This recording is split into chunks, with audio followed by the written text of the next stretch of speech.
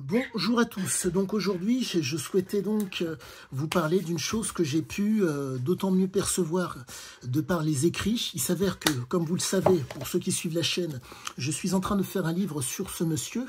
Et au-delà de ça, je suis dans l'obligation de regarder de m'instruire au contact de neurobiologistes tels que monsieur Philippe Faure, qui s'est hyper spécialisé sur la prise de décision. Et il s'avère que là, de par les écrits que je fais sur cet homme, je vois de plus en plus le fait que la prise de décision chez cet homme-là, certes, se passe au niveau sous-cortical, en un mot, au niveau de l'inconscient, et que le préfrontal, comment vous dire, est utilisé, mais comment vous dire, est secondaire. Il faut comprendre cette chose qui est fondamentale. Je vais essayer d'être extrêmement précis, mais je vais vulgariser au maximum mon propos pour que ça soit bien compris. Je vous parle depuis quelque temps de ce qu'on appelle la programmation génétique. La programmation, pour que le propos soit d'autant mieux compris, nous la vivons tous. Nous en avons tous une. Cette programmation, si je dois faire le parallèle avec la vie de tous les jours, vous avez, au cours de la semaine, un programme. Ce programme fait que, à toutes les heures de la journée, il y ait des conditions à devoir respecter pour faire en sorte qu'il y ait une continuité, ou que tout se passe au mieux.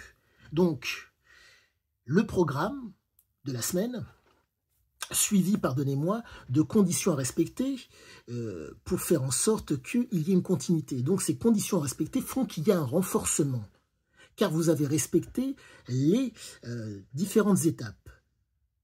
Le conditionnement, les conditions respectées par rapport aux différentes heures de la journée, par exemple, et qui fait qu'il y a un renforcement qualitatif ou négatif qui va se faire. Dans le cas de Cysiaziké, le programme...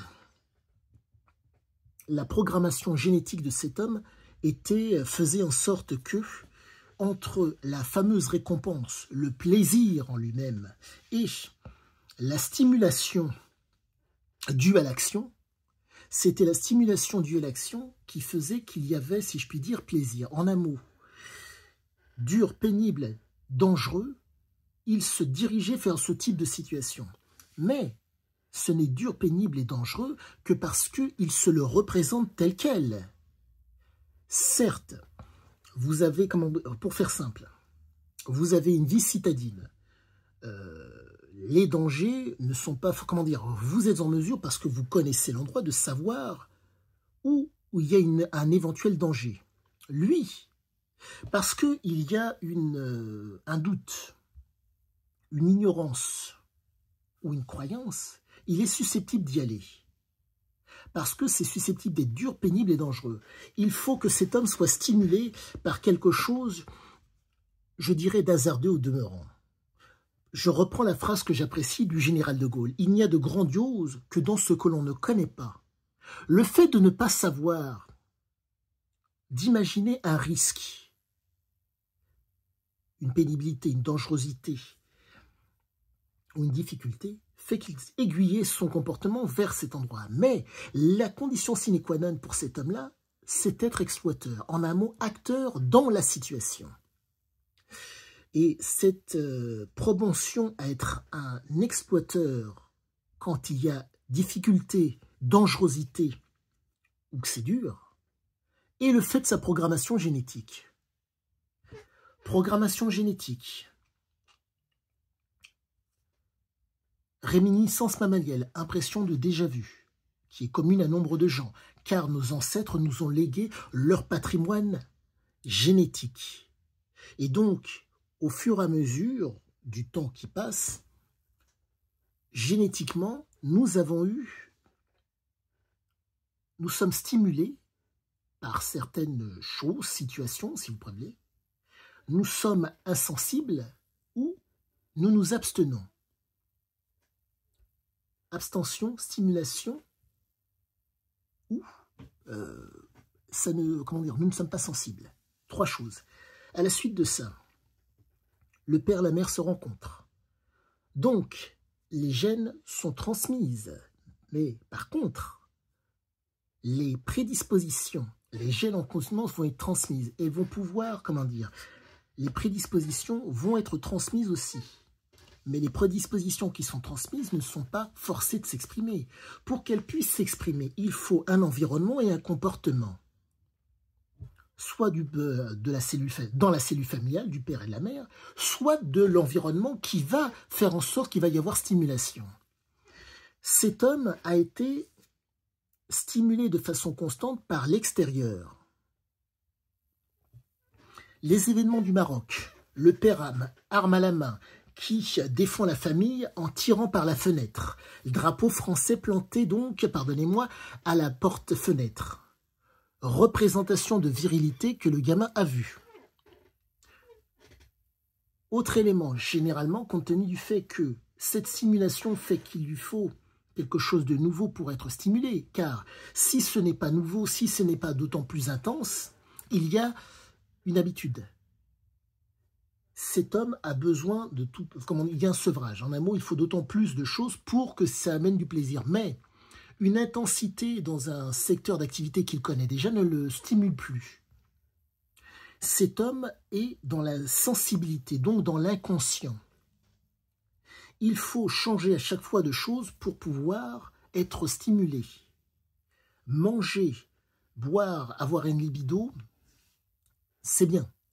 Mais ce qui est mieux, c'est la situation stimulante. On est vraiment face à un homme dont le génome, c'est mon avis du moment, dont la programmation génétique fait qu'il a dirigé sa vie vers ce type de situation qui font que l'inconscient prenait le pas sur la conscience. En un mot, avoir conscience, prendre conscience, c'est en prise avec le réel. Vous permettre une projection dans un avenir. Lui pouvait se projeter dans un avenir, mais la problématique, c'est que la programmation fait que il était, pardonnez-moi, autonome, mais pas dépendant. Pour faire simple, une cellule autonome dans un réseau est forte. Si elle est indépendante du réseau, elle explose. Il se refusait à l'indépendance, à être dépendant. Les produits, quels qu'ils soient, étaient un moyen. Mais dans l'action, le produit était, si je puis dire, nécessaire, mais, comment vous dire, secondaire. Vous avez beau utiliser énormément de produits, si vous n'êtes pas, comment dire, sensible à ces produits, ça ne fonctionnera pas. Il ne faut pas une quantité, si je puis dire, astronomique, il faut une quantité adéquate pour être dans la conscience. Si vous prenez trop de produits, vous êtes dans les limbes. Ce n'était pas son but recherché. Stimulation par l'action. Stimulation en exploitant. Donc stimulation en étant conscient, un tant soit peu. Pour faire court, de Jean-Charles, il est passé à Cisia.